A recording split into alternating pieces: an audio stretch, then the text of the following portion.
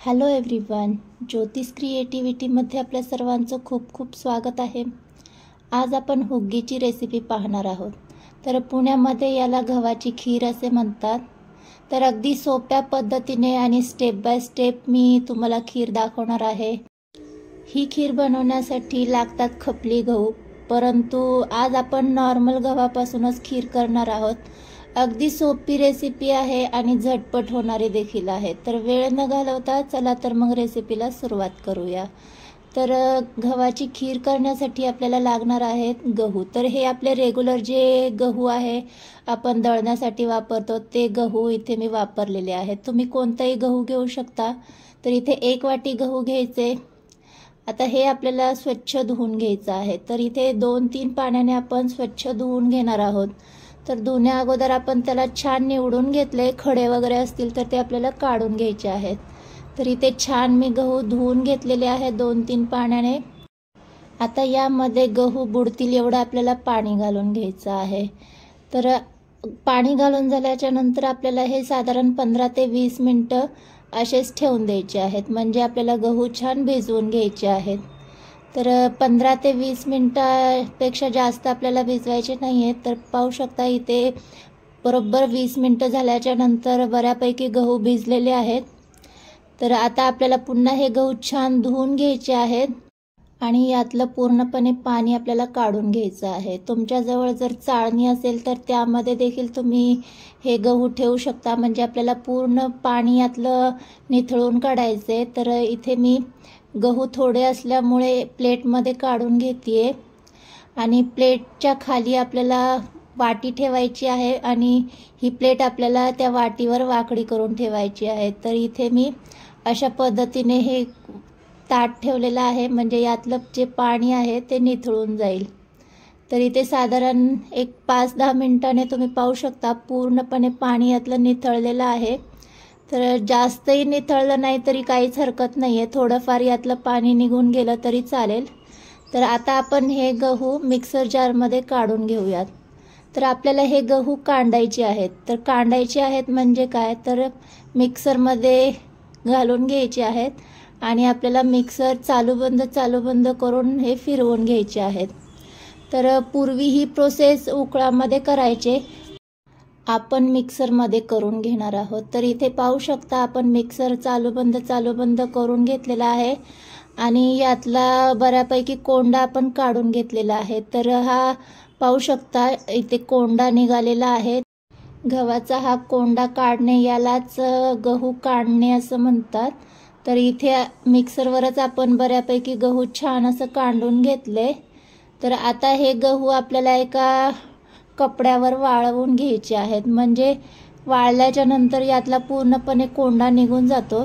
त्यासाठी आपण कपड्यामध्ये घालून घ्यायचे आणि थोडा वेळ आपल्याला हे असेच वाळवून घ्यायचे आहेत।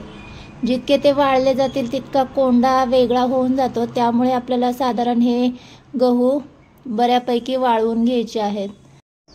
या पद्धतीने जर तुम्ही खीर बनवली तर अगदी परफेक्ट होणार आहे ती। तर इथे पाहू शकता असं आपण वाळवून ठेवल्यामुळे बऱ्यापैकी यातला कोंडा निघतो आणि थोडाफार हाताने चोळूनच आपल्याला काढून घ्यायचा आहे। तर इथे साधारण 5 मिनिटानंतर बऱ्यापैकी गहू वाळलेले आहेत। तुमच्याजवळ जर सूप वगैरे असेल तर तुम्ही हे गहू सुपामध्ये पाकडून घेऊ शकता, पण गहू थोडेच असल्यामुळे इथे मी प्लेटमध्ये घेणार आहे आणि प्लेटमध्येच याला पाकडून घेणार आहे। तर इथे बऱ्यापैकी कोंडा आपला निघालेला आहे। हा कोंडा आपल्याला पूर्णपणे काढून घ्यायचा आहे आणि मगच हे गहू आपल्याला खीर करण्यासाठी वापरायचे आहेत। अशा पद्धतीने गहू तुम्ही काढून जर स्टोर करून ठेवले तर अगदी महिनाभर सहज टिकतात, पण फक्त टेस्ट थोडीशी वेगळी लागते कारण आपण महिनाभर स्टोर केलेले असतात त्यामुळे। पण जर लगेच करणार असेल तर फारच सुंदर लागते। तर इथे पाकडल्यामुळे बऱ्यापैकी कोंडा निघून जातोय। तर अशा पद्धतीने मी सगळे गहू इथे पाकडून घेणार आहे। फक्त स्टोर करते वेळी एवढं लक्षात ठेवायचं, पूर्णपणे गहू आपल्याला वाळवून घ्यायचा आहे आणि त्यातला कोंडा हा काढून घ्यायचा आहे। तर इथे पाहू शकता बऱ्यापैकी कोंडा इथे निघतोय। तर हा सगळा कोंडा आपण काढून घेतलाय आणि आता पुन्हा हे गहू आपल्याला धुवून घ्यायचे आहेत, म्हणजे जो काही शिल्लक राहिलेला कोंडा असेल तो देखील निघून जाईल। तर इथे सूप नसल्यामुळे प्लेटमध्ये काही तेवढं व्यवस्थित पाकडता येत नव्हतं, तर त्यामुळे मी पुन्हा याला 5 मिनिटं पाण्यामध्ये घालून ठेवणार आहे, म्हणजे यातला बऱ्यापैकी कोंडा हा निघून जाईल। सुपामध्ये पाखडल्यामुळे परफेक्ट कोंडा निघून जातो, पण प्लेटमध्ये तेवढा काही व्यवस्थित निघत नाही, त्यामुळे मी ही प्रोसेस पुन्हा करते। तुमच्याजवळ जर सूप असेल तर त्यामध्ये व्यवस्थित निघाला तर ही प्रोसेस करायची काही गरज नाही आहे। तर पाणी घालून घेते आणि पुन्हा 5 मिनिटं आपल्याला हे असंच ठेवून द्यायचं आहे, म्हणजे जो काही शिल्लक राहिलेला कोंडा असेल तो वरती येईल। तुम्ही जर लगेच खीर करणार असाल तर यावेळेस तुम्ही हे गव्हातला कोंडा निघाल्याच्या नंतर लगेच खीर करायला घेऊ शकता, पण मी दुसऱ्या दिवशी करणार आहे, कारण दुसऱ्या दिवशी केल्यामुळे ते गहू छान फुलून येणार आहेत, त्यामुळे मी दुसऱ्याच दिवशी करते। तर इथे छान बऱ्यापैकी कोंडा वरती आलेला आहे। आता पुन्हा हे गहू मी धुवून घेणार आहे। थोडीशी प्रोसेस लांब आहे, पण तुम्ही जर अगोदर ही सगळी तयारी करून घेतली तर जास्त वेळ लागत नाही।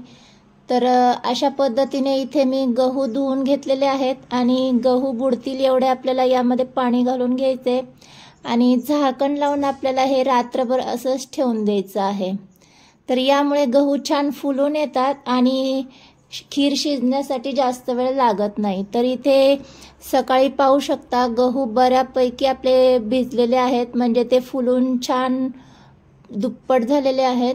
तर आता आपण यातलं पाणी गाळून घेऊयात आणि खीर करण्यासाठी घ्यायचं आहे। तर इथलं पाणी मी गाळून घेतलेलं आहे आणि खीर मी कढईमध्ये करणार आहे, त्यामुळे इथे मी कढईमध्ये घालून घेते। तुम्ही जर गहू भिजवून घेणार नसताल तर तुम्ही कुकरमध्ये खीर करून घेऊ शकता, फक्त आपल्याला 7-8 शिट्ट्या कराव्या लागतात गहू शिजण्यासाठी। इथे गहू बऱ्यापैकी भिजलेले आहेत, त्यामुळे मी कढईमध्येच करून घेणार आहे। इथे मी भिजलेलेच गहू घेतलेले आहेत, त्यामुळे कढईमध्ये देखील जास्त वेळ लागणार नाही। तर इथे गहू घालून झाल्याच्या नंतर आपण यामध्ये पाणी घालून घ्यायचं आहे। तर 1 वाटी गहू घेतलेला आहे, त्यामध्ये आपल्याला साधारण 4 वाटी पाणी घालून घ्यायचं आहे।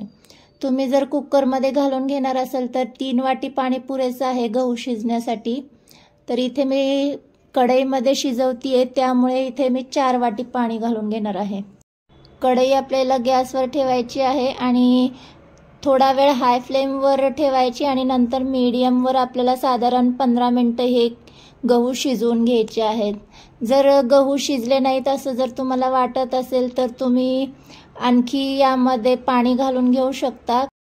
फक्त पाणी घालताना आपल्याला त्यामध्ये गरम पाणी घालायचं आहे। तर इथे बऱ्यापैकी गहू शिजलेले आहेत, तुम्ही पाहू शकता पाणी देखील आटलेलं आहे।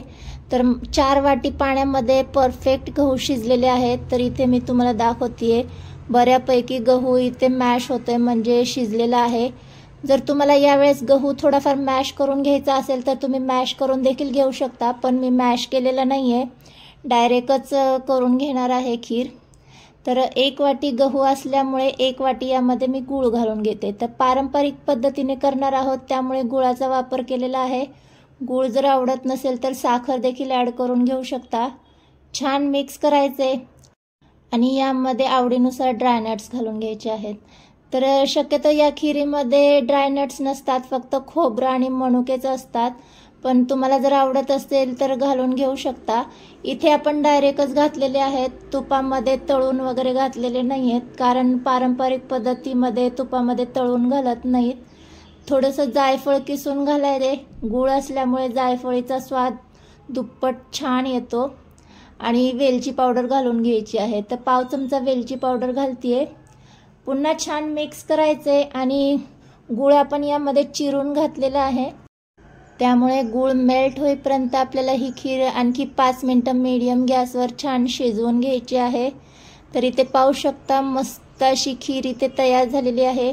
ही खीर दुधामध्ये करायची नसती, तर पाण्यामध्ये शिजवून घ्यायची असते, कारण आपण गहू रात्रभर भिजवलेले आहेत, त्यामुळे दुधाने खीर नासू शकते।